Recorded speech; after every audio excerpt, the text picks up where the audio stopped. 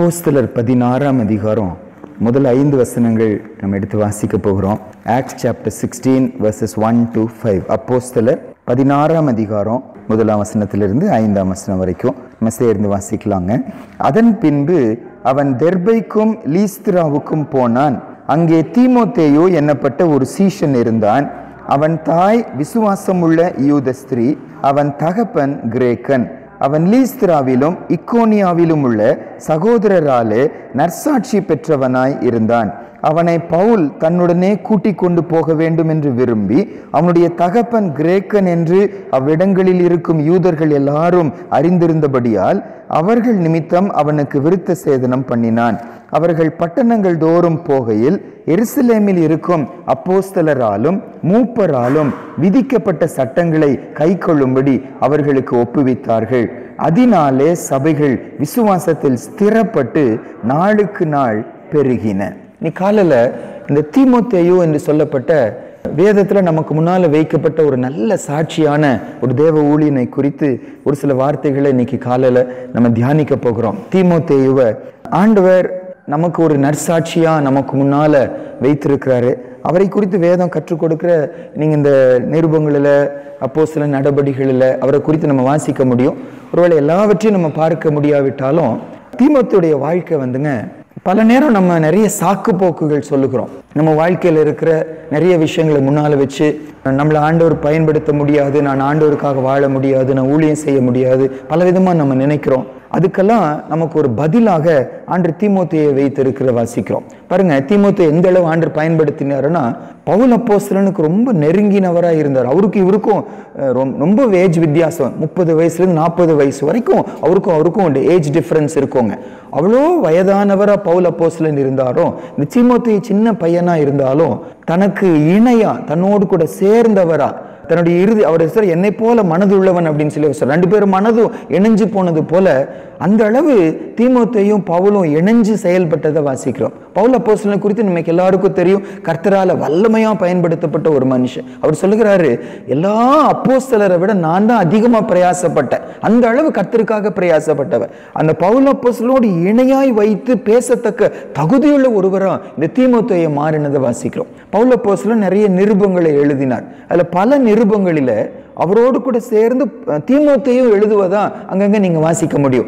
2 கொரிந்தியர் நிருபம், பிலிப்பியர் நிருபம், தெசலோனிக்கேயுடைய 2 நிருபங்கள், பிலமோனுக்கு எழுதும்போது இந்த எல்லா நிருபங்களிலும் முன்னால பவுல் சொல்லும்போது, நானும் தீமோத்தேயும் இதை உங்களுக்கு எழுதுகிறேன் என்று சொல்லி அந்த அளவு தீமோத்தேயை உயர்ந்த ஸ்தானத்துல அவர் வைக்கிறத வாசிக்கிறோம். தீமோத்தேயுக்கு 2 நிருபங்கள் அவர் எழுதினார். தீமோத்தேயுக்கு 2 லெட்டர் எழுதுகிறார். அந்த 2 லெட்டர்லயும் அவருக்கு இருக்கிற உறவை சொல்லும்போது, விசுவாசத்தில் என் உத்தம குமாரனாகிய தீமோத்தேயு அப்படின்னு சொல்லி சொல்லுகிறார். விசுவாசத்தில் என் உத்தம குமாரன் 1 தீமோத்தேயுல, 2 தீமோத்தேயுல சொல்லும்போது எனக்கு பிரியமான தீமோத்தேயு அப்படின்னு சொல்லி சொல்லுகிறார். அந்த அளவு பவுல் அப்போஸ்தலன் இந்த தீமோத்தேயை உயர்ந்த ஸ்தானத்துல வச்சிருக்கு. இன்னொரு கவனிக்க வேண்டிய ஒரு சம்பவம் அப்போஸ்தலர் 18ஆம் அதிகாரத்துல பவுல் அப்போஸ்தலன் கொரிந்து பட்டணத்துக்கு போறாருங்க.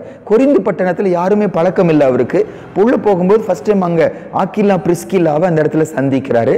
நம்ம அந்த வசனம் மட்டும் வாசிக்கலாம். அப்போஸ்தலர் 18ஆம் அதிகாரத்துல 4ஆம் வசனமும் 5ஆம் வசனமும் வாசிக்கலாம் பாருங்க. அப்போஸ்தலர் 18ஆம் அதிகாரம் 4ஆம் வசனமும் 5வது வசனம். இது கொரிந்து பட்டணத்தில் நடக்கிற சம்பவம். ஆக்ட்ஸ் சாப்டர் 18 4 and 5 வாசிக்கலாம். ஓய்வு நாள்தோறும் அவன் ஜெப ஆலயத்திலே சம்பாஷணை பண்ணி யூதருக்கும் கிரேக்கருக்கும் புத்தி சொன்னான். மக்கதோனியாவில் இருந்து சீலாவும் தீமோத்தேயுவும் வந்தபோது பவுல் ஆவியில் வைராக்கியம் கொண்டு இயேசுவே கிறிஸ்து என்று யூதருக்கு திருஷ்டாந்தப்படுத்தினான். அவ்வளவு பெரிய தேவனுடைய மனுஷன். ஆனா இந்த இடத்துல வரும்போது கொரிந்து பட்டணத்துல அவரால் கர்த்தருடைய வார்த்தையை தைரியமா பேச முடியவில்லையா. இது ஒரு தடை. இதுக்கு முன்னாலெல்லாம் வாசிக்க, இப்போ 4ஆம் வசனத்துல வெறும் அவங்களுக்கு ஏதோ டவுட் கேட்குறாங்க, புத்தி சொல்றாரு, அவ்வளவுதான் சொல்லிட்டு வர்றாரு. ஆனா தீமோத்தேயு வந்த போது பைபிள் சொல்லுது, அவர் உற்சாகம் அடைந்தாரு, ஆவியில வைராக்கியம் கொண்டாரு, தைரியமா சொன்னாரு, அவர்தான் இந்த இயேசுதான் கிறிஸ்து என்று சொல்லி திருஷ்டாந்தப்படுத்தி ஸ்ட்ராங்கா பேசுகிறத வாசிக்கும். அந்த அளவு பவுல் லைஃப்ல தீமோத்தேயு ஒரு இன்ஃப்ளூயன்ஸா இருந்தார். இப்ப நம்ம கூட பாருங்க, பல நேரம் யாராவது நமக்கு ரொம்ப பிரியமானவங்க, நம்பத்தக்கவங்க, நம்மளை புரிந்து கொள்றவங்க வந்தாங்கன்னு நம்ம அறியாம நமக்குள்ள என்ன ஆயிரும், உற்சாகம் ஆயிரும், நமக்கு பலன் ஆயிரும், நம்ம செய்கிற காரியத்தை இன்னும் உற்சாகமா நம்ம செய்ய ஆரம்பிப்போம். அந்த அளவு அவ்வளோ பெரிய தேவ மனிதனுக்கு தீமோத்தேயு இருந்ததா நம்ம வாசிக்கிறோம். இதுக்கு காரணம் என்ன என்று சொல்லி கொஞ்சம் நம்ம பார்க்க போறோம். அதுக்கு முன்னால அவர் நம்மை போல எந்த அளவு பலவீனம் உள்ளவர், அதாவது சாதாரணமா பார்த்தா அவரை அந்த அளவு பெரிய ஒரு ஸ்தானத்துல வைக்கவே முடியாது. அப்பேற்பட்ட ஒரு மனிதன். ஒரு 5 வார்த்தைகளை அவரை குறித்து பைபிள் என்ன சொல்லுது நம்ம பார்க்க போறோம் பாருங்க. 1 தீமோத்தேயு 4ஆம் அதிகாரம் 12ஆம் வசனத்துல, 1 Timothy 4:12, 1 தீமோத்தேயு 4ஆம் அதிகாரம் 12வது வசனம் வாசிக்கலாம். உன் இளமையை குறித்து ஒருவனும் உன்னை அசட்டை பண்ணாதபடிக்கு நீ வார்த்தையிலும் நடக்கையிலும் அன்பிலும் ஆவிலும் விசுவாசத்திலும் கற்பிலும் விசுவாசிகளுக்கு மாதிரியாயிரு. 2 தீமோத்தேயு 2ஆம் அதிகாரம் 22, 2 Timothy 2:22, 2 தீமோத்தேயு 2ஆம் அதிகாரம் 22வது வசனம் வாசிக்கலாம். அன்றியும் பாலியத்துக்குரிய இச்சைகளுக்கு நீ விலகி ஓடி சுத்த இருதயத்தோடே கர்த்தரை தொழுது கொள்ளுகிறவர்களுடனே நீதியையும் விசுவாசத்தையும் அன்பையும் சமாதானத்தையும் அடையும்படி நாடு. பாலியத்துக்குரிய இச்சைகள், அந்த வாலிப ஏஜுடைய ஆரம்ப இப்ப நிறைய பேர் பாருங்க, அந்த ஆரம்ப ஏஜ்ல தான் அதிகமான பாவங்களுக்குள்ள போடுவாங்க. அதாவது எக்ஸ்பெரிமெண்ட் பண்ண பார்ப்பாங்க, என்னன்னு தெரிஞ்சுக்கணும் ஒரு வாஞ்சை இருக்கும். அந்த ஏஜ்ல இருக்கிறவங்க என்ன சொன்னாலும் அவங்க யோசிக்க மாட்டாங்க, அவங்க பாட்டுக்கு படபடன்னு செஞ்சிருவாங்க. அப்ப அந்த ஏஜ்ல இருக்கிறவர் தான் யார்? இந்த தீமோத்தேயு. நான் எதை சொல்றேன்னா, அந்த வசனத்துல வாசிக்கிறோம், உன் இளமையை குறித்து ஒருவனும் அசட்டை பண்ணாதபடி. அப்ப ரொம்ப சின்ன பையன் தான் அவர், சின்ன வயசுல இருந்தவர். ஒருவேளை டீனேஜரா கூட அவர் இருந்திருக்கலாம். 20 வயசுக்கு கீழே தான் இருக்கணும், கொஞ்சம் மேல கீழே இருக்கணும், அவ்வளவுதான். ரொம்ப யங்கான ஒரு பர்சன் தான் யார்? இந்த தீமோத்தேயு. பாருங்க, இது நமக்கு ஒரு பெரிய தடையா இருக்கும். நிறைய தடவை நானெல்லாம் அந்த அளவு வயசு இல்லைங்க, அவங்களுக்கெல்லாம் சொல்ற அளவு எனக்கு, அவங்களாம் எவ்வளோ பெரியவங்க, ரொம்ப வருஷம் அவங்களுக்கு அனுபவம் இருக்கு, பல காரியத்தை நம்ம சொல்லி விடுக்கிறோம். நான் இப்போதான் இந்த இயேசுவை ஏற்றுக்கொண்டிருக்கிறேன்.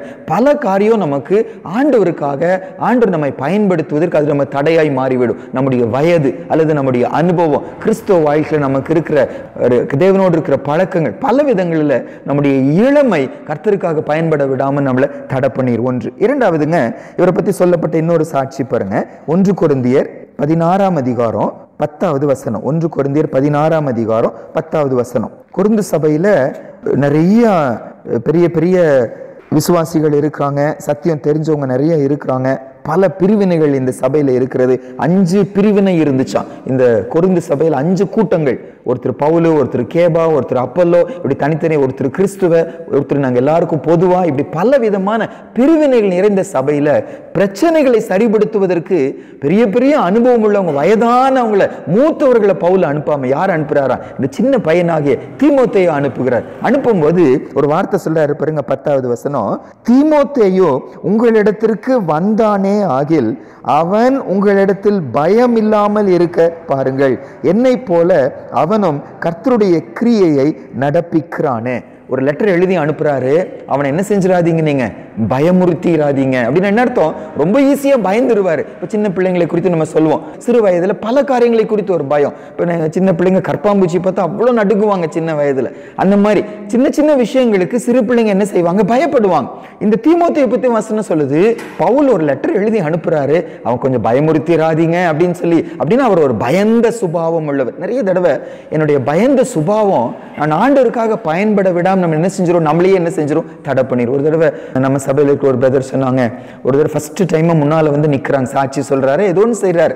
அப்போ அவர் சொல்றாரு, 2 காலும் உன்னோடு ஒன்று என்ன செய்யுது, எனக்கு 2 முட்டி என்ன செய்ய, ரெண்டோடு ஒன்னோடு ஒன்று ஒட்டிக்கிறது, அப்படியே நடுங்கிட்டு இருக்கு, என்னால் முன்னால நிற்கவே முடியல சார், பயமா இருக்கு, அழுகையா வந்துச்சு அப்படின்னு சொல்வது போல இந்த தீமோத்தேயு பைபிள் சொல்லுது, அவர் பயந்த சுபாவம், ரொம்ப ஈஸியா மற்றவங்களை பயமுறுத்தி வர முடியும். அதனால தாங்க தீமோத்தேயுக்கு சொல்லும் போதுதான் பவுல் ஒரு வார்த்தை சொல்லுகிறாரு, தேவன் நமக்கு பயமுள்ள ஆவியை கொடாமல். அவரை பார்த்து 2 தீமோத்தேயு 1ஆம் அதிகாரம் 7ஆம் வசனத்துல அந்த வசனம், தேவன் நமக்கு பயமுள்ள ஆவியை கொடாமல் பலமும் அன்பும் தெளிந்த புத்தியும் உள்ள ஆவியையே கொடுத்திருக்கிறார். இந்த வசனத்தை சொல்லி பயப்படுகிற தீமோத்தேயை பவுல் அப்போஸ்தலன் உற்சாகப்படுத்துகிறார். அவர் சின்ன வயதுள்ளவர், பயந்த சுபாவம் உள்ளவர். அடுத்தது என்ன வாசிக்கிறோம் நாங்க? 1 கொரிந்தியர் 16ஆம் அதிகாரத்துல அதுக்கு அடுத்த வசனம் வாசிக்கலாம் பாருங்க, 11வது வசனம். 1 கொரிந்தியர் 16ல 11வது வசனம். ஆனபடியினால் ஒருவனும் அவனை அற்பமாய் எண்ணாதிருப்பானாக, சகோதரரோட கூட அவன் வருகிறதற்கு நான் காத்திருக்கிறபடியால் என்னிடத்தில் வரும்படிக்கு அவனை சமாதானத்தோட வழிவிட்டு அனுப்புங்கள். 3வது, அவனை பற்றி பவுலுக்கு இருக்கிற ஒரு பயம் என்னன்னா, மற்றவங்க அவங்கள அற்பமா எண்ணிடுவாங்க. கொஞ்ச நாட்கள் முன்னாலங்க ஒரு இடத்துல ஒரு மீட்டிங் நடக்குது. அப்போ நம்ம சபையை சேர்ந்து ஒரு சின்ன வயது உள்ள ஒருவர் வசனம் கொடுத்துட்டு இருக்கிறாங்க. நல்ல வைராக்கியமா பாரமா கர்த்தருடைய வார்த்தை பகிர்ந்து கொள்ளுகிறாங்க. அப்போ அங்க வெளியே இருக்கிறவங்க எல்லாம் கொஞ்சம் சண்டை போடுறாங்க. இவன் இப்படி பேசுறான் அப்படி பேசுறான், குடிச்சிருக்கிறாங்க, வித்தியாசமா எல்லாம் சண்டை போடுறாங்க, சத்தம் போடுறாங்க. அப்போ ஒரு பிரதர் சொன்னாங்க, அவன் சிறு வயது இருக்கிறதுனால அந்த சிறு வயதுனால அவங்க என்ன செய்யறாங்க, அந்த மாதிரி இப்போ நீங்க கொஞ்சம் முன்னால போங்க, உங்களை பார்த்தா கொஞ்ச நேரம் என்ன செஞ்சிருவாங்க, மற்றவங்க அமைதி ஆயிடுவாங்க அப்படின்னு சொல்லி சொன்னாங்க. பாருங்க, இது ஒரு நார்மலான ஒரு நிலைமை. சிறு வயது இருக்கிறவங்கள பல நேரம் என்ன மற்றவங்க என்ன நினைப்பாங்க, அற்பமா அவனுக்கு என்ன தெரியும் சொல்றதுக்கு, அவன் யார் ஒரு சின்ன பையன் அப்படின்னு சொல்லி பல நேரம் அந்த சின்ன வயது அற்பமா எண்ணப்படுவதற்கு தகுதியாய் மாறிவிடும். பல உருவங்கள் அல்லது வேற ஏதாச்சும் எஜுகேஷன் குவாலிஃபிகேஷன் பணம் அந்த மாதிரி காரியங்கள் மற்றவங்களை என்ன செய்யணும், அமைதிப்படுத்திடும். வேற எதுவுமே இல்லாம கர்த்தரை மட்டும் சார்ந்து ஒரு மனுஷன் இருக்கும்போது பல நேரம் உலகம் அவங்களை அற்பமா நினைக்க தோணும். நம்ம முன்னால் ஒரு வசனத்துல வாசிக்கிறோம், இளமையை குறித்து ஒருவனும் முன்னை அசட்டை பண்ணாதபடி. அப்போ இந்த தீமோத்தேயுடைய அவுட்வர்டான ஒரு நிலைமை என்னன்னா, மற்றவங்க அவரை அற்பமா எண்ணுவதற்கு அவர் ஏற்றவராய் இருந்தார், மற்றவர்கள் அவரை அசட்டை பண்ணுவதற்கு ஏற்றவராய் இருந்தார். ஆனாலும் கர்த்தர் அவரை வல்லமையா என்ன செய்தார், பயன்படுத்தினார். இள வயது உள்ளவர், பயந்த சுபாவம் உள்ளவர், மற்றவங்க பார்த்தா பெரிய உருவமோ நல்ல வசதிகளோ இருக்கிறவர் அல்ல, அற்பமா எண்ணப்படத்தக்கவர், அசட்டை பண்ணத்தக்கவராய் இருந்தார். நான்காவது அவரை பற்றி சொல்லப்பட்ட இன்னொரு வார்த்தைங்க, 1 தீமோத்தேயு 5ஆம் அதிகாரம் 23வது வசனம். 1 Timothy chapter 5 verse 23. 1 தீமோத்தேயு 5ஆம் அதிகாரம் 23வது வசனம் வாசிக்கலாம். நீ இனிமேல் தண்ணீர் மாத்திரம் குடியாமல் உன் வயிற்றிற்காகவும் உனக்கு அடிக்கடி நேருகிடுகிற பலவீனங்களுக்காகவும் கொஞ்சம் திராட்சை ரசமும் கூட்டிக்கொள். 4வது இவரை குறித்து கவனிக்க வேண்டிய ஒரு காரியம், அடிக்கடி பலவீனம் வரக்கூடிய ஒரு சகோதரன், அடிக்கடி நேரிடுகிற உன் பலவீனங்களின்காகவும். அப்பனா இந்த தீமோத்தேயு நல்ல ஸ்ட்ராங்கானவர் அல்ல, நல்ல வாலிபர்கள் ஜெனரல் நல்ல பலசாலிகளா ஸ்ட்ராங்கா இருப்பாங்க. ஆனா இந்த தீமோத்தேயு அப்பேற்பட்டவர் அல்ல, ரொம்ப சிக்கான பர்சன், அடிக்கடி என்ன ஆயிடுவாராம், பலவீனம் ஆயிடுவாரு. அதனால பவுல் சொல்றாரு, ஒரு தண்ணி மட்டும் குடிச்சிருக்காத, நீ திராட்சை ரசமும் குடி, உன் வயிற்றுக்கு அது நல்லது, உனக்கு ஸ்டாமினா வரும், உனக்கு ஸ்ட்ரென்த் வரும், நீ ஸ்ட்ராங்கா இருக்க முடியும். அப்பேற்பட்ட பலவீனம் உள்ள ஒரு சகோதரன் தான் யார், இந்த தீமோத்தேயுன்னு சொல்லி வாசிக்கிறோம். நம்ம கூட நிறைய தடவைங்க நம்முடைய சரீரத்தில் இருக்கிற பலவீனம் அல்லது வேற பிரகாரமா இருக்கிற ஏதோ ஒரு பலவீனம், ஆண்டவருக்காக நானெல்லாம் பயன்பட முடியாது அப்படிங்கிற ஒரு எண்ணம் நமக்கு எல்லாம் செஞ்சு வந்துடும். ஆனா தீமோத்தேயு நமக்கு முன்னால் ஆண்டவர் சவாலா அளிக்கிறார். இன்னொரு காரியம், 5வதுங்க அவரை பத்தி சொல்லப்பட்ட ஒரு வார்த்தை, 2 தீமோத்தேயு 1ஆம் அதிகாரம் 3வது வசனம். யார் இந்த தீமோத்தேயு? நம்ம அவரோடு கூட நம்ம அவரோட ஒப்பிட்டு நம்மளை பார்த்து கொள்ள முடியும். 2 தீமோத்தேயு 1ஆம் அதிகாரம் 3வது வசனம். 2 Timothy 1 verse 3 வாசிக்கலாம். நான் இரவும் பகலும் இடைவிடாமல் என் ஜெபங்களில் உன்னை நினைத்து உன் கண்ணீரை ஞாபகம் பண்ணி சந்தோஷத்தால் நிறையம் பெறும்படிக்கு உன்னை காண வாஞ்சையாய் இருக்கிறேன். இவரை பத்தி சொல்லப்பட்ட ஒரு சாட்சி தீமோத்தேயு பவுல் பிரிஞ்சிருக்கிற நாட்களில தீமோத்தேயு பறித்து பவுலுக்கு ஞாபகம் வரும்போதெல்லாம் ஒரு காரியம் ஞாபகம் வரும். என்ன ஞாபகம் வருமா? இந்த இடத்துல என்னன்னு போட்டிருக்கு, அவருடைய கண்ணீர் அப்படின்னு சொல்லி வாசிக்கிறோம். அவருடைய கண்ணீர். சாதாரணமா ஜென்ஸை குறித்து சொல்லுவாங்க, அவ்வளோ ஈஸியா என்ன செய்ய மாட்டாங்க, அழமாட்டாங்கன்னு சொல்லுவாங்க. அவ்வளோ ஈஸியா என்ன செய்ய மாட்டாங்க, தங்க உணர்ச்சிகளை வெளியே என்ன செய்ய மாட்டாங்க, காட்ட மாட்டாங்க. எதை சிரிச்சாலும் எதை அழுதாலும், என்ன ஒரு சகோதரி போல நீ என்ன செய்யற, நீ அழுது கொண்டு இருக்கிற, ஒரு பெண்ணை போல நீ அழுதுட்டு இருக்க, அப்படிதான் சொல்லி சொல்லுவாங்க. ஆனா இந்த தீமோத்தேயு குறித்து சொல்லப்பட்ட சாட்சி, அவரை நினைக்கும் போதெல்லாம் அவர் வரக்கூடிய கண்ணீரை தான் என்ன போடப்பட்டிருக்கான். ஒரு நல்ல ஆங்கில மொழிபெயர்ப்புல இது குறித்து என்ன போட்டிருக்கு, நான் உன்னை விட்டு பிரியும் போது நீ புலம்பின புலம்பல் என் கண்ணு முன்னால் வந்துட்டே இருக்கு. தீமோத்தேயும் பவுலும் பிரிகிறாங்க, எங்கேயோ ஊழியத்தின் நிமித்தம் எங்கேயோ போறாங்க. அப்ப இந்த தீமோத்தேயு கதறி கதறி என்ன செய்தாரா, அழுதார். அந்த அளவு ஒரு பலவீனம் உள்ள ஒரு சகோதரன் தான் யார், இந்த தீமோத்தேயு. ஆனா அப்பேற்பட்ட ஒரு தீமோத்தேயுவை பவுல் அப்போஸ்தலனுக்கு ஈக்குவலா ஆண்டவர் உயர்த்தி வைக்கிறத வாசிக்கிறோம். காரணம் என்ன? அதுதான் ஒரு சில வார்த்தைகளை, எப்படி இது 5 காரியம் பார்த்தோமோ அதே போல 5 வார்த்தைகளை தீமோத்தேயு பத்தி பைபிள் சொல்லுகிற 5 வார்த்தைகளை பார்க்க போய் முதல் வசனமாங்க அப்போஸ்தலர் 16ஆம் அதிகாரம் முதல் வசனம். அப்போஸ்தலர் 16ஆம் அதிகாரம் முதல் வசனம். நம்ம ஏன் இதை தியானிக்கிறோம்னா, அப்பேற்பட்ட ஒரு தீமோத்தேயுவை கர்த்தர் தன்னுடைய ராஜ்யத்தில் பயன்படுத்த முடியும்னா என்னையும் உங்களையும் பயன்படுத்த முடியும். இப்போ எனக்குள்ள என்ன அவசியம் என்று சொல்லி நம்ம பார்க்க போகிறோம். அப்போஸ்தலர் 16ஆம் அதிகாரம் முதல் வசனம் வாசிக்கலாம். அதன் பின்பு அவன் தெர்பைக்கும் லீஸ்திராவுக்கும் போனான். அங்கே தீமோத்தேயு என்னப்பட்ட ஒரு சீஷன் இருந்தான். அவன் தாய் விசுவாசம் உள்ள யூத ஸ்திரீ, அவன் தகப்பன் கிரேக்கன். தீமோத்தேயுவை பைபிள்ல ஆவியானவர் இன்ட்ரோடியூஸ் பண்ணும்போது இந்த இடத்துல தான் ஃபர்ஸ்ட் டைம் இந்த தீமோத்தேயுங்கிற பெயர் ஆண்டவர் உள்ள நுழைக்கிறார். தீமோத்தேயை நுழைக்கும் போது அவரை குறித்து ஆண்டவர் சொன்ன ஒரு சாட்சி, தீமோத்தேயு எண்ணப்பட்ட ஒரு வாலிபன் அப்படின்னு சொல்லி சொல்லாம தீமோத்தேயு எண்ணப்பட்ட ஒரு சீஷன் என்று சொல்லி வேதம் சொல்லுகிறத வாசிக்கிறோம். அப்ப தீமோத்தேயு யாரு? கர்த்தரை அறிந்த, அது சும்மா சாதாரணமா இல்ல, அவன் தேவனுடைய சீஷன் என்று எண்ணப்பட்டவனா இருந்தான். சீஷன் யாரு அப்படின்னு சொல்லி முதங்க லூக்கா 14ஆம் அதிகாரத்துல சீஷன் யாரு என்று சொல்லி லூக்கா 14ஆம் அதிகாரத்துல 3 வார்த்தை போடப்பட்டிருக்கோங்க. லூக்கா 14ஆம் அதிகாரத்துல 26ஆம் வசனம் பாருங்க. லூக் சாப்டர் 14 verse 26 26ல, யாதொருவன் என்னிடத்தில் வந்து தன் தகப்பனையும் தாயையும் மனைவியையும் பிள்ளைகளையும் சகோதரரையும் சகோதரிகளையும் தன் ஜீவனையும் வெறுக்காவிட்டால் எனக்கு சீஷனாய் இருக்க மாட்டான். அப்போ ஒரு சீஷன் யாரு? அவனை பொறுத்தளவு கர்த்தர் தான் முதலிடம் என்று சொல்லி இருக்கிறோம். அந்த கர்த்தர் மேல இருக்கிற அன்பினால எல்லாத்தையும் என்ன செய்வாங்க? அவங்க அசட்டை பண்ணுவாங்க என்று சொல்லி பைபிள் சொல்லுது. 27ஆம் வசனத்துல யார் சீஷன் சொல்றாரு பாருங்க. தன் சிலுவையை சுமந்து கொண்டு எனக்கு பின் செல்லாதவன் எனக்கு சீஷனாய் இருக்க மாட்டான். ஒவ்வொருத்தருக்கும் தனிப்பட்ட பாடு உண்டு.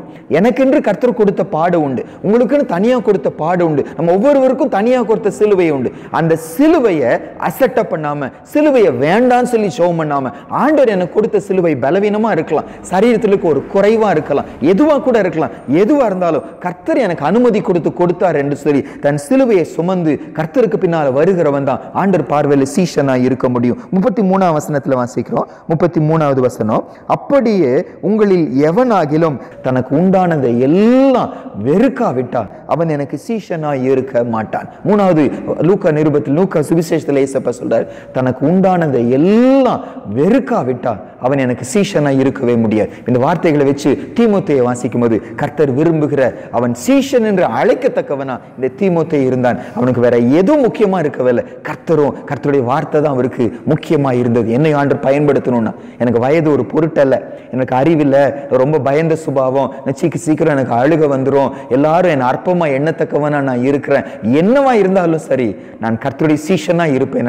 ஆண்டவர் நம்மை பயன்படுத்த முடியும். 1. 2வதுங்க 2 தீமோத்தேயு 3ஆம் அதிகாரம் 15வது வசனம். 2 Timothy chapter 3 verse 15. 2 தீமோத்தேயு 3ஆம் அதிகாரம் 15வது வசனம். இந்த தீமோத்தேயை பத்தி பவுல் அப்போஸ்தலன் சொல்ற ஒரு சாட்சி பாருங்க, வாசிக்கலாம். கிறிஸ்து இயேசுவை பற்றும் விசுவாசத்தினால் உன்னை ரட்சிப்புக்கு ஏற்ற ஞானம் உள்ளவன் ஆக்கத்தக்க பரிசுத்த வேத எழுத்துக்களை நீ சிறு வயது முதல் அறிந்தவன் என்றும் உனக்கு தெரியும். 2வது தீமோத்தேயை பற்றி சொல்லப்பட்ட ஒரு சாட்சி, சின்ன வயசுல இருந்து வேத வசனத்தை வேற என்ன செஞ்சிருந்தாரா? அறிந்திருந்தார் என்று சொல்லி வாசிக்கிறோம். ஆண்டு இந்த தீமோத்தேயை இவ்வளவு பயன்படுத்தினதற்கு காரணம் என்ன? அவர் உள்ளத்துக்குள்ள வேத வசனம் இருந்துச்சு. இப்போ இது நம்ம பிள்ளைங்க வளர்ப்புல நமக்கு இது ரொம்ப முக்கியமான ஒரு காரியம். நம்ம பிள்ளைங்க வசனத்தை வாசிப்பதும், வசனத்தை மனப்பாடம் பண்ணுவதும், வசனத்தை உள்ள வைத்துக் கொள்வதும் எவ்வளவு உபயோகமா இருக்கும். அது உள்ள இருந்துச்சுன்னா அவங்க லைஃப் ஆசீர்வாதமா இருக்கும். இன்னைக்கு அவங்க வேதத்தை சுமப்பாங்கன்னு ஒரு பழமொழியா சொல்லுவாங்க. இன்னைக்கு நீ வேதத்தை சுமந்தாய், ஒரு நாள் வேதம் ஒண்ணு என்ன செய்யும்? சுமக்கும். கிறிஸ்டோபர்னு அவருடைய பெயர். கிறிஸ்டோபர்னு வார்த்தைக்கு அர்த்தம் என்னன்னாங்க, கிறிஸ்துவால சுமக்கப்படுகிறவங்க. இன்னொரு அர்த்தம் கிறிஸ்துவை சுமக்கிறவர்கள் என்று சொல்லி. நான் கிறிஸ்துவை சுமக்கிறவனாய் இருந்தா கிறிஸ்து என்னை சுமக்கிறவராய் இருப்பார். கிறிஸ்துவன் வரும்போது பைபிள் படி வெளிப்படுத்தல் 19:13 கிறிஸ்துவுக்கு இன்னொரு பெயர் தேவனுடைய வார்த்தை என்பது. அப்ப வார்த்தையை நான் சுமக்கிறவனா இருந்தா ஒரு நாள் அந்த வார்த்தை என்ன செய்யும்? என்ன சுமக்கும். ஆண்டு இந்த தீமோத்தேயை இவ்வளவு பயன்படுத்துறதுக்கு காரணம் அந்த வேத வசனத்தோடு அவருக்கு இருந்த சம்பந்தம். நம்ம யோசிச்சு பார்க்கணும். நிறைய தடவைங்க எத்தனையோ வருஷம் ஆயிடுச்சு நமக்கு. இப்போ ஒர்க்ல எல்லாம் பாருங்க, வேலை செய்யறோம்னு வச்சுக்கோங்க, அந்த வேலையை குறித்து நான் நல்லா அறிஞ்சிருந்தாதாங்க எனக்கு மரியாதை இருக்கும், நான் பயன்படவும் முடியும். நானும் நீங்களும் ஆண்டவரை நேசிக்கிறோம்னு சொல்றோம், ஆண்டவருடைய பிள்ளைங்கன்னு சொல்லி சொல்லுகிறோம், ஆண்டவருக்கு வசனம் தான் முக்கியம்னு சொல்லி சொல்லுகிறோம். எத்தனை நேரங்களில் வசனமே அறியாதவர்களா இருக்கிறதுனால நம்ம என்ன செஞ்சிடும்? தவறு பண்ணிடும். பைபிள் தெளிவா சொல்லுது, என் ஜனங்கள் இந்த வேத அறிவு இல்லாததுனால என்ன செய்யறாங்க? சங்காரமாகறாங்க. வசனம் அறியாததுனால், சத்தியம் அறியாததுனால தான் நம்ம தப்பு எண்ணம் கொள்ளுகிறோம் வசனம் சொல்லுது. ஆண்டவரே, எங்க பிள்ளைகளுக்கும் நாங்களும் இந்த வசனத்துக்கு முக்கியத்துவம் கொடுக்கிறவர்களா, அதை வாசிக்கிறவர்களா, ஜெபம் சொல்லி போயிடுவோம். ஆனா வசனத்தை எந்த அளவு வாசிக்கிறோம், வசனத்துக்கு எந்த அளவு முக்கியத்துவம் கொடுக்கிறோம் யோசிச்சு. அதுதான் நம்முடைய கிறிஸ்டியன் லைஃபை தீர்மானிக்கிறது. வசனத்துக்கு முக்கியத்துவம் கொடுக்கிறவர்களா இந்த தீமோத்தேயு இருந்தாருன்னு வாசிக்கிறோம். மூன்றாவதுங்க, அவரை பத்தி சொல்லப்பட்ட சாட்சி 2 தீமோத்தேயு 1ஆம் அதிகாரம் 5ஆம் வசனம் வாசிக்கலாம் பாருங்க. 2 தீமோத்தேயு 1ஆம் அதிகாரம் 5ஆம் வசனம் வாசிச்சு அடுத்தது 4ஆம் வசனம் வாசிக்கலாம். 2 தீமோத்தி சாப்டர் 1 verse 5 and 4 வாசிக்கலாம். அந்த விசுவாசம் முந்தி உன் பாட்டியாகிய லோவிசாளுக்குள்ளும் உன் தாயாகிய ஐனிக்கேயாளுக்குள்ளும் நிலைத்திருந்தது, அது உனக்குள்ளும் நிலைத்திருக்கிறது என்று நிச்சயித்திருக்கிறேன். 4வது வசனம், உன்னில் உள்ள மாயமற்ற விசுவாசத்தை நினைவு கூறுகிறதினால் என் முன்னோர்கள் முதற்கொண்டு சுத்த மனசாட்சியோட ஆராதித்து வரும் தேவனை நான் ஸ்தோத்தரிக்கிறேன். மூன்றாவதுங்க, இவங்க தாயும் இவங்களுடைய பாட்டியும் நல்ல விசுவாசிகளா இருந்தாங்களா. அந்த விசுவாசம் அந்த மகனுக்குள்ள என்ன செஞ்சிருக்கு, வந்திருக்கிறது. அப்படி விசுவாசத்தை பத்தி சொல்லும் 4ஆம் வசனத்துல மாயமற்ற விசுவாசம் வாசிக்கிறோம். இந்த மாயமற்ற இங்கிலீஷ்ல போடும்போது அன்ஃபெயின்ட் ஃபெய்த்னு போட்டிருக்கு. அந்த வார்த்தைக்கு அர்த்தம் என்னன்னா நடிப்பு இல்லாத ஒரு விசுவாசம். அப்படின்னா இப்போ மற்றவங்க மத்தியில விசுவாசி போல என்ன செஞ்சிருவோம், நம்ம பேசி விடுகிறோம். ஆனா நமக்கு ஒரு பிரச்சனை வரும்போது நம்மளால விசுவாசத்தை காத்துக்கொள்ள முடியல. இவர் அப்படி இருக்கவில்லையா. அப்படி விசுவாசம் உண்மையுள்ள ஒரு விசுவாசம் எப்படி வந்துச்சுன்னு சொல்லும்போது பவுல் சொல்லுகிறாரு, அவங்க அம்மாவுடைய இன்ஃப்ளூயன்ஸ், அவங்க பாட்டியுடைய இன்ஃப்ளூயன்ஸ். இதுக்கு பின்னாடி நீங்க அப்போஸ்தலர் 16 வாசிப்பீங்கன்னா அவங்க அப்பா கர்த்தரை அறிந்தவர் இல்லைங்க. இந்த தீமோத்தேயுடைய அப்பா அங்க வாசிக்கிறோம், அவர் கிரேக்கனா இருந்தார். கிரேக்கன்னா பைபிள் வரும்போது புறஜாதியார் என்று சொல்லி அர்த்தம். அப்ப அவங்க அப்பா கர்த்தரை அறியாத ஒரு சகோதரனா இருந்து இருக்காரு. ஆனாலும் அவங்க அம்மாவுடைய இன்ஃப்ளூயன்ஸ் இவரை தொட்டுச்சுன்னு வாசிக்கிறோம். இன்னைக்கு எனக்கு கூட நிறைய தடவை நம்ம பிள்ளைங்க வளர்ப்புல ஒருவேளை தகப்பன் நல்ல விசுவாசியா இருந்து தாய் விசுவாசியா இல்லைன்னா தகப்பன் யார் மேல பழி போடுவாங்கன்னா, அம்மா சரியில்லைங்க, அம்மா சரியா நடத்த மாட்டேங்கிறாங்க. அம்மா நல்லா அறிஞ்சு அப்பா சரியா அறியாம இருந்தா அம்மா அப்பா மேல என்ன செய்வாங்க, பழி போடுவாங்க. ஆனா இங்க அப்பா கிரேக்கன், தேவனுக்கு அவருக்கு சம்மந்தமே இல்லாதவரா வாழ்ந்தார். ஆனா தீமோத்தேயுடைய தாயும் அவங்க பாட்டியும் அவங்க பரிசுத்த வாழ்க்கை இந்த தீமோத்தேயு கர்த்தருக்குள்ள வளர்றதுக்கு காரணமா இருந்துச்சு. நம்முடைய இன்ஃப்ளூயன்ஸ் எப்படி இருக்கு, நம்ம பிள்ளைங்களுக்கு நல்ல சாட்சியா இருக்கிறோமா, கர்த்தரை காட்டுகிறோமா, நம்ம ஜெபிக்கிறத பிள்ளைங்க பார்த்தா அவங்களும் ஜெபிப்பாங்க. நம்ம வசனத்துக்கு முக்கியத்துவம் கொடுக்க நம்ம பிள்ளைங்க பார்த்தா அவங்களும் கண்டிப்பா முக்கியத்துவம் கொடுப்பாங்க. அப்படி இருக்கிறவங்களை எங்களை நீங்க மாற்றுங்க ஏசப்பா. நான் முதல்ல சொல்லியிருக்கேன், ஒரு சிலருக்கு தெரியும், நான் சின்ன வயதுல எங்க சபைகளில் பலர் வந்து கர்த்தருடைய வார்த்தை பகிர்ந்து கொள்வாங்க. அப்போ ஒரு நல்ல தேவ மனிதன் பகிர்ந்து கொள்வாங்க. அவங்களுடைய மகனும் நானும் ஒரே கிளாஸ்ல படிச்சுட்டு இருந்தோம். அப்போ சண்டே கிளாஸ்ல சிறு பசங்களா இருக்கிறோம். எங்களோட கேள்வி கேட்டுட்டே இருந்தாங்க, பெற்றோரை குறித்து கேள்வி கேட்டுக்கொண்டிருந்தாங்க. அப்போ உங்க அப்பா அம்மாலாம் எவ்வளவு நேரம் ஜெபம் பண்ணுவாங்க, உங்க அப்பா எவ்வளவு நேரம் வேதம் வாசிப்பா, அப்படியெல்லாம் கேள்வி கேட்டுட்டு இருந்தேன். நான் ஏதோ ஒரு பதில் சொல்றேன். அப்போ அந்த பையன் என்ன சொல்லி பதில் சொன்னான்னா, நான் தூங்கும் போது அப்பா ஜெபத்துல தான் இருப்பாரு, நான் காலையில எந்திரிக்கும் போது எங்க அப்பா எப்படிதான் இருப்பாரு, ஜெபத்துல தான் இருப்பாரு, எப்ப தூங்குறாரெல்லாம் எனக்கு தெரியவே தெரியாது. அந்த அந்த தேவ மனிதன் ஆண்டவருக்காக அவ்வளோ பயன்படுத்தப்படுவதற்கு காரணம் என்ன, அந்த அளவு கர்த்தரோடு ஒரு சாட்சி, கர்த்தரோடு ஒரு உறவு இருந்துச்சு. இன்னைக்கு நம்ம பிள்ளைங்க நம்ம குறித்து என்ன சாட்சி சொல்லுவாங்க, எங்க அப்பா ஜெபிக்கிறதே நான் பார்க்கலன்னு சொல்லி சொல்லுவாங்களா, எங்க அப்பா வேதம் வாசிக்க எங்க அம்மா வேதம் வாசிக்க பார்க்கலன்னு சொல்லி சொல்லுவாங்களா. ஆனா எங்க அப்பா அம்மா வசனத்துக்கு முக்கியத்துவம் கொடுக்கும். அது எந்த அளவு ஒரு லாஸ்டிங் இன்ஃப்ளூயன்ஸ் இருக்கும்னா அந்த பிள்ளைங்க மனதில் அது இருந்து கொண்டே இருக்குங்க. நம்ம நல்ல சாட்சியா இருக்கிறோமா, பிள்ளைங்க கெட்டு போயிட்டாங்கன்னு சொல்றோம், பல நேரம் காரணம் நம்ம தான் சரியான இன்ஃப்ளூயன்ஸை நம்ம பிள்ளைங்களுக்கு கொடுக்க மாட்டேங்கிற. தீமோத்தேயு இவ்வளவோ வளர்க்கப்பட்டதற்கு காரணம் அவங்க அம்மா அவங்க பாட்டியுடைய இன்ஃப்ளூயன்ஸ் என்று சொல்லி வாசிக்கிறோம். 4வது அப்போஸ்தலர் 16ஆம் அதிகாரம் 2வது வசனத்துக்கு வருவீங்கன்னா அவரை பத்தி சொல்லப்பட்ட இன்னொரு அழகான வார்த்தை பாருங்க. Acts chapter 16 verse 2. அப்போஸ்தலர் 16ஆம் அதிகாரம் 2வது வசனம் வாசிக்கலாம். அவன் லீஸ்திராவிலும் இக்கோனியாவிலும் உள்ள சகோதரராலே நற்சாட்சி பெற்றவனாய் இருந்தான். 4வது அவரை குறித்து நமக்கு ஆண்டு முன்னால் வைக்கிற ஒரு சவால், அவன் எல்லா சகோதரராலும் நற்சாட்சி பெற்றவனாய் இருந்தான். ஆச்சரியம் என்னன்னாங்க, இன்னும் தீமோத்தேயோடு சம்பந்தப்பட்டு ஊழியத்துக்கு வரல, அதுக்கு முன்னால் அவரை பத்தி சொல்லப்பட்ட சாட்சி. இவர் தீமோத்தேயு பவுல் அப்போஸ்தலன் மூலமா தான் இவர் என்ன செஞ்சிருக்க, தீமோத்தேயு கர்த்தருக்குள்ள வந்திருக்கு. ஏன்னா அவர் சொல்றாருல என் உத்தம குமாரன் சொல்லி சொல்வாருன்னா, இதுக்கு முன்னால லீஸ்திராவுக்கு போயிருக்கும் போது பவுல் சுவிசேஷம் சொல்லியிருக்காரு. அப்போதான் இந்த தீமோத்தேயு கர்த்தருக்குள்ள வந்திருக்கிறாரு. அப்போ கொஞ்சம் வருஷத்துக்குள்ளாக, எவ்வளவு வருஷம் எவ்வளவு மாதம் நமக்கு தெரியாது, ஆனா அந்த கொஞ்ச மாதம் கிறிஸ்தவ வாழ்க்கையில எல்லாரிடத்திலும் நற்சாட்சி பெற்றவரா இருந்தார். என்ன குறித்து மற்றவங்க என்ன சாட்சி சொல்லுகிறாங்க, என்ன இன்ஃப்ளூயன்ஸ் நம்ம குடும்பத்துல வைக்கிற முன்னால பார்த்தோம். அடுத்தது இங்க வாசிக்கிறோம், நம்முடைய சபைகளில நம்மை குறித்து என்ன சாட்சி, இன்னைக்கு நம்மை குறித்து என்ன சாட்சி சொல்லுகிறாங்க, இவங்க தேவனுடைய பிள்ளைன்னு சொல்லி சொல்லுவாங்களா, நம்மை குறித்து என்ன மற்றவங்க சாட்சி சொல்லுகிறாங்க? இந்த வசனம் சொல்லுது, எல்லாராலும் தான் ஊர்ல மட்டுமல்ல, பக்கத்தில் இருக்கிற இக்கோனியாவிலும் அவரை குறித்து நல்ல சாட்சி இருந்துச்சு. there was a good report about him. என்ன குறித்து என்ன ரிப்போர்ட் மற்றவங்க சொல்லுவாங்க? நம்மை குறித்து யாராவது விசாரிக்கிறாங்க வச்சுக்கோங்க, என்ன சாட்சி சொல்லுவாங்க? ஆண்டவரே, நற்சாட்சி உள்ளவர்களாம் எங்களை நீங்க மாற்றுங்க ஏசப்பா. கடைசியாங்க பிலிப்பியர் 2ஆம் அதிகாரம், பிலிப்பியர் 2ஆம் அதிகாரம் 20ஆம் வசனத்திலிருந்து வாசிக்கலாம் பாருங்க. பிலிப்பியர் 2ஆம் அதிகாரம் 20, 21, 22 இந்த 3 வசனங்கள் வாசிக்கலாம். பிலிப்பியர் 2ஆம் அதிகாரம் 20, 21, 22. அதேனென்றால் உங்கள் காரியங்களை உண்மையாய் விசாரிக்கிறதற்கு என்னை போல மனதுள்ளவன் அவனையன்றி வேறு ஒருவனும் என்னிடத்தில் இல்லை. மற்றவர்கள் எல்லாரும் கிறிஸ்து இயேசுவுக்குரியவைகளை தேடாமல் தங்களுக்குரியவைகளையே தேடுகிறார்கள். தகப்பனுக்கு பிள்ளை ஊழியம் செய்வது போல அவன் என்னுடனே கூட சுவிசேஷத்து நிமித்தம் ஊழியம் செய்தான் என்று அவனுடைய உத்தம குணத்தை அறிந்திருக்கிறீர்களே. இவரை குறித்து சொல்லப்பட்ட ஒரு சாட்சிங்க. எப்படி யோபுவை குறித்து ஆண்டவர் சொன்னாரோ, அவனை போல ஒருவனும் இல்லை என்று யோபுவை குறித்து ஏசப்பா சொல்லி சொன்னார். அந்த மாதிரி பவுல் அப்போஸ்தலன் அவ்வளவு உயர்ந்த ஒரு தேவ மனிதன் தீமோத்தேயை பத்தி சொல்றாரு, அவனை போல யாரும் இல்லைங்கிறார். எதுல யாரும் இல்லைன்னா அவர் சொல்றாரு, மற்றவங்க எல்லாம் தங்களுக்குரியவைகளையே தேடுகிறாங்க, ஆனா இவரோ ஆப்போசிட்டா இயேசுவுக்குரியவைகளையே என்ன செய்தார்? தேடினார். பவுல் அப்போஸ்தலனுக்கு எப்பவுமே கர்த்தருக்குரியதுதான் அவருக்கு பாரமா இருந்துச்சா. கர்த்தருக்குரியவைகளை மட்டும் தேடுகிற ஒரு தேவ மனிதனா இந்த பவுல், இந்த தீமோத்தேயு இருந்தாருன்னு வாசிக்கிறோம். 1 கொரிந்தியர் 16:10 கூட அப்ப நம்ம வாசிச்சோம் பாருங்க. அதை மட்டும் வாசிச்சிடலாம், நம்ம ப்ரே பண்ணி முடிச்சிடலாம். 1 கொரிந்தியர் 16ஆம் அதிகாரம் 10வது வசனம். 1 கொரிந்தியர் 16:10 அப்ப நம்ம வாசிச்ச வசனம் தான். தீமோத்தேயு உங்களிடத்தில் வந்தேனே ஆகில் அவன் உங்களிடத்தில் பயம் இல்லாமல் இருக்க பாருங்கள், என்னை போல அவனும் கர்த்தருடைய கிரியையை நடப்பிக்கிறானே. என்னை போல அவனும் கர்த்தருடைய கிரியையை நடப்பிக்கிறானே. கர்த்தர் என்ன செய்வாரோ அதை தான் நான் செய்கிறேன் பவுல் அப்போஸ்தலன் சொல்றார். ஆனா அவ்வளவு உயர்ந்த மனிதன் தீமோத்தேயு பத்தி சொல்லப்பட்ட சாட்சி. என்னை போலவே தீமோத்தேயு கர்த்தர் என்ன செய்வாரோ, கர்த்தர் என்ன சொல்வாரோ அதை தான் சொல்வாரு, அதை தான் செய்வாருன்னு சொல்லி சாட்சி சொல்லுகிறார். அவருக்கு ஏக்கமெல்லாம் கர்த்தருடைய காரியமா இருந்துச்சு. 1 கொரிந்தியர் 4:17 இவன் கர்த்தருக்குள் உண்மை உள்ளவன் என்று சொல்லி போடப்பட்டிருக்கும். 5வது அவனை குறித்து சொல்லப்பட்ட சாட்சி. எல்லா விஷயத்திலும் அவன் கர்த்தருக்குள் உண்மை உள்ளவனா இருந்தான், கர்த்தருடைய கிரியையை நடப்பிக்கிறவனா இருந்தான், கர்த்தருக்குரியவைகளையே தேடுகிறவனா இருந்தான். ஆண்டவரே, எங்களையும் அப்படி நீங்க மாற்றுங்க. கண்களை மூடி ஜெபிக்கலாம், ஆண்டவர்ட்ட ஒப்பு கொடுக்கலாம். ஒருவேளை இன்னைக்கு காலையில நிறைய காரியங்கள் நமக்கு தடையா இருக்கலாம், நிறைய சாக்கு போக்குகள் நம்ம லைஃப்ல இருக்கலாம். ஆனா தீமோத்தேயை நமக்கு முன்னால ஆண்டு நிறுத்தி எல்லா விதத்திலும் மனுஷ பார்வையில, மனுஷனுடைய தீர்ப்புல அபாத்திரனா தகுதியற்றவரா இருந்த ஒரு சகோதரனை அன்று அவ்வளோ வல்லமையா பயன்படுத்தினதற்கு காரணங்களை நமக்கு முன்னால வைக்கிறாரு.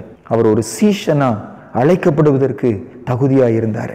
வேத வசனத்து மேல அவ்வளோ ஒரு வாஞ்ச, வேத வசனத்தோடு அவருக்கு இருந்த உறவு அவ்வளோ மேன்மையா இருந்தது என்று சொல்லி வாசிக்கிறோம். அவங்க குடும்பத்துடைய இன்ஃப்ளூயன்ஸ், அவங்க தாய், அவங்க பாட்டி அவனை விசுவாசத்துக்குள்ள நடத்துகிறவர்களா இருந்தாங்கன்னு சொல்லி வாசிக்கிறோம். கர்த்தருக்குரியவைகளையே தேடுகிறவங்களா இருந்தாங்க. தன்னுடைய காரியத்தை முக்கியப்படுத்தல, கர்த்தருடைய கிரியை நடப்பித்தாங்க. கர்த்தருக்குள்ள அவர் உண்மையுள்ளவராய் இருந்தார் என்று சொல்லி வாசிக்கிறோம். எல்லாராலும் நற்சாட்சி பெற்றாரு. தீமோத்தேயு அப்படி பயன்படுத்த முடியும்னா ஆண்டவர் நமக்குள்ள இந்த குணாதிசயங்களை உண்டாக்கி பயன்படுத்த முடியும். நீ காலை நம்ம ஒப்பு கொடுப்போமா? மகா பரிசுத்தமுள்ள எங்க நல்ல தகப்பனே, ஆண்டவரே, இந்த கால வேளைக்காக நன்றி செலுத்துக்கிறோம். ஆண்டவரே, தேவரே, எங்களை யாரையும் நீங்க சும்மா அழைக்கல சுவாமி.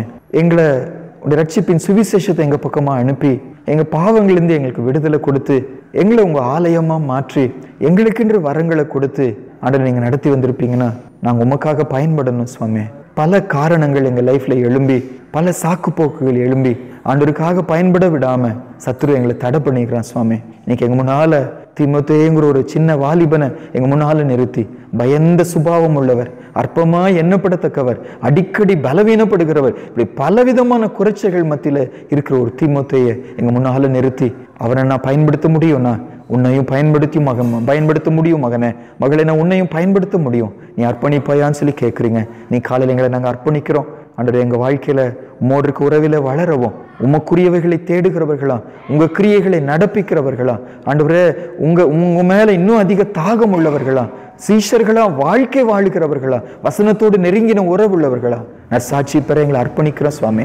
வருகிற நாட்களில் தீமோத்தேயை பயன்படுத்தின தேவன் எங்க நடுவிலும் தீமோத்தேயுக்குள் இருக்கிறாங்க, அதற்காக நன்றி செலுத்துகிறோம். ஆண்டவரே, இந்த தகுதி இல்லாத ஒருவரை அவ்வளோ வல்லமையா நீங்க பயன்படுத்தினது போல எங்களையும் நீங்க பயன்படுத்த சித்தம் கொள்ளுகிறீங்க. இன்னைக்கு காலையில தீமோத்தேயுக்குள்ளுடைய ஆண்டவரே ஹிஸ்டரி ஆரம்பமாகிற ஒரு நாளாய் இன்று இருப்பதற்காக நன்றி செலுத்துகிறோம். இந்த வசனம் எங்கெல்லாம் போகிறதோ அங்க தீமோத்தேயுக்கள் உண்டாகட்டும் என்று சொல்லி நாங்கள் ஜெபிக்கிறோம். உறங்கி கொண்டிருக்கிற, சோர்ந்து போய் இருக்கிற, முடங்கி கொண்டிருக்கிற, பயன்பட முடியாம ஒருவேளை தூசி படிந்து இருக்கிற தீமோத்தேயுக்கள் இன்னைக்கு காலையில இயேசுவின் நாமத்தினால எழும்புகிறதற்காக உமக்கு நாங்கள் நன்றி செலுத்துகிறோம். தேவனுடைய ராஜ்யம் கட்டப்படுவதற்காக உமக்கு நன்றி. சத்துருவின் கோட்டைகள் எல்லாம் அசைக்கப்படுவதற்காக நன்றி. தீமோத்தேயுங்கிற ஒரு வாலிபன் அன்னைக்கு எழுப்பி பெரிய காரியத்தை செய்தது போல எங்க நடுவிலும் இந்த வசனம் எங்கெல்லாம் போகிறதோ அங்கேயும் ஆண்டவர் தீமோத்தேயுக்குள்ள நீங்க எழுப்புகிறதற்காக உமக்கு நாங்கள் நன்றி செலுத்துகிறோம். துதி கன மகிமை உமக்கு செலுத்துகிறோம். இயேசுவின் மூலம் ஜெபிக்கிறோம் நல்ல பிதாவே, ஆமென்.